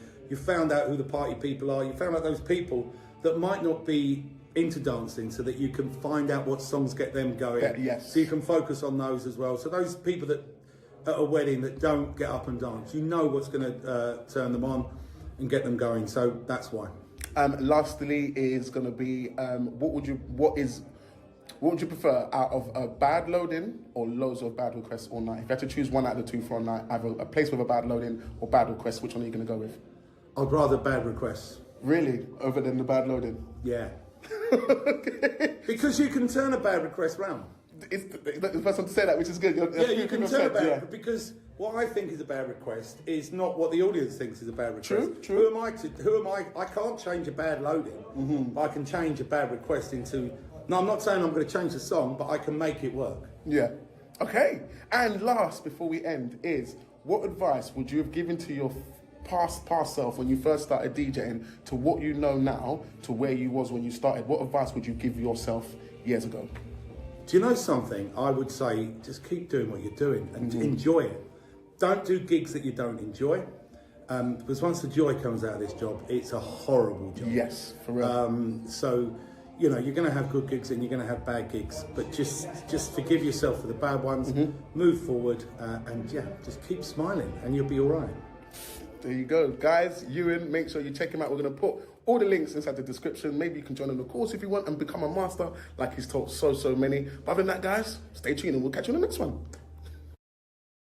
Now, that clip was shot in 2024 at the Pro Mobile Retreat, and that's where I first properly met Euan Bass. What a legend. What a great episode. I hope you got loads and loads of take-homes from that, and I cannot wait for him to come back for episode 2. Him and a lot of others has been around for a time where he's seen what has happened, what has happened and probably has a rough idea what is going to happen. So that education, I'm telling you guys, can really level you up in a sense of like, he comes at it from a place where he's not judging people. He's just like, look, I've got something to say. If you want to take it, take it. If you don't, no problem. And I think like that non-bias approach is definitely what makes it any special. But anyway, hope you've enjoyed this episode, guys. I'll catch you same time, same place for another banger. Make sure you subscribe, guys. Subscribe to the YouTube channel on your Spotify. Press that plus button, press that love heart. Leave us a review on Apple Music also, or Apple Podcast, should I say, to be more precise. It's great when I see you guys in the comments. I'm telling you, it means the world to me. I'm loving to see you guys. The community is growing. We're seeing more people commenting on Reels, commenting on Instagram, commenting on Shorts